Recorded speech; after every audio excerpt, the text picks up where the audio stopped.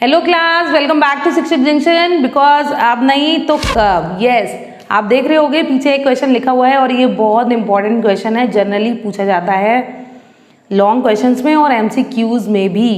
तो क्वेश्चन मैंने लिख रखा है कि अगर एक्स वाई जेड 1 है then you have to find out the sum of these 3 terms.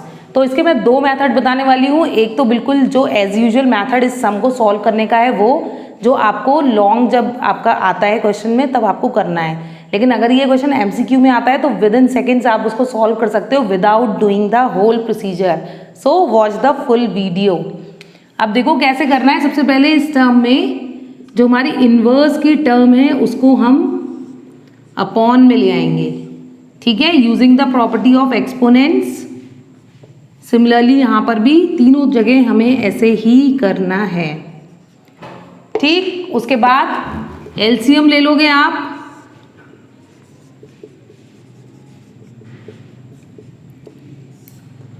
सब जगह एलसीएम लेते जाना है आपको। और देखो यहाँ हो जाएगा z। ऐसे ही लास्ट टर्म की बात करें तो ये हो जाएगा x upon x plus x Z plus 1, ठीक है। यहाँ तक आने के बाद क्या करना है आपको, देखो यहाँ पर हम जहाँ पर मैं अब थोड़ा चेंज करने वाली हूँ वहाँ पर मैं दूसरा मार्कर यूज़ करूँगी। यहाँ पर हम वाई जेड की वैल्यू लगाने वाली हैं फ्रॉम दिस इक्वेशन गिवन। ऐसे ही हम एक्स जेड की वैल्यू यहाँ पर चेंज करेंगे। तो देखो अगर फ्रॉम द गिवन रिलेशन आप वाई जेड की वैल्यू निकालते हो तो it comes out to be 1 upon x. Similarly अगर हमें एक्स और जेड की वैल्यू निकालनी है तो जो एक्स जेड होगा that will come to equal of 1 upon y, ठीक है। तो वही हम करने वाले हैं। अब देखो कैसे करेंगे। y upon y plus x y plus 1, ये z ऐसे ही रहेगा आपको। z और वाई जेड की वैल्यू है 1 अपॉन एक्स प्लस 1 और ऐसे ही यहाँ पर आप चेंज करोगे, ठीक है। यहाँ तक आ गए। फिर फर्स्ट टर्म तो हमारी एज इट इज रहेगी जो है,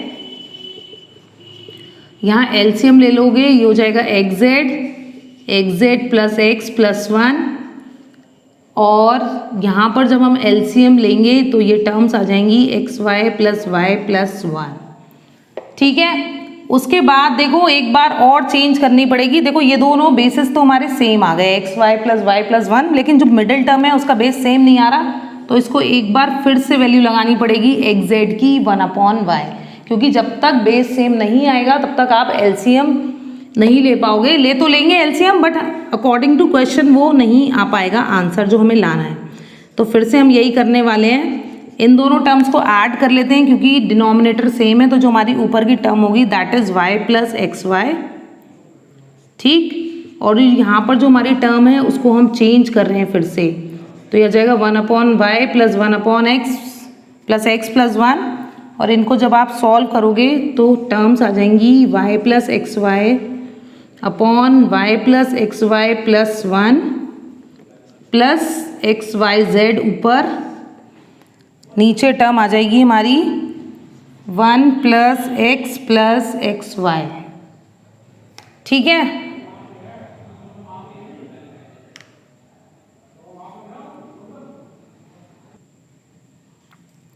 तो ये यहाँ तक आ गया है। उसके बाद हमारी टर्म्स आ जाएंगी y plus x y upon 1 plus y plus x y z upon 1 plus y plus x y. Taking the LCM, तीनों टर्म्स हमारी सेम है डिनोमिनेटर की, तो ये एज इट इज आ जाएंगी और ऊपर टर्म आ जाएगी y plus x y z. अरे अब आपको लग रहा होगा ये तो आंसर अब भी नहीं आया। नहीं देखो, लेकिन ये आंसर आ गया है। यहाँ पर हम एक्स वाई जेड की वैल्यू क्या गिवन है हमें 1, वो पुट करेंगे तभी हमारे numerator and denominator both same हो जाएंगे, है ना।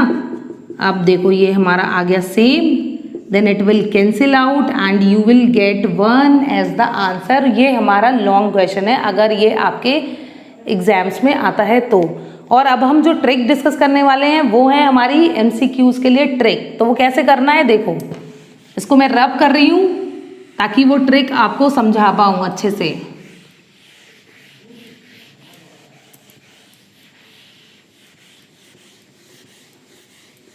देखो अगर ये क्वेश्चन, अरे मैंने तो वैल्यू भी रब कर दी, फिर से लिख लेते हैं, ठीक है।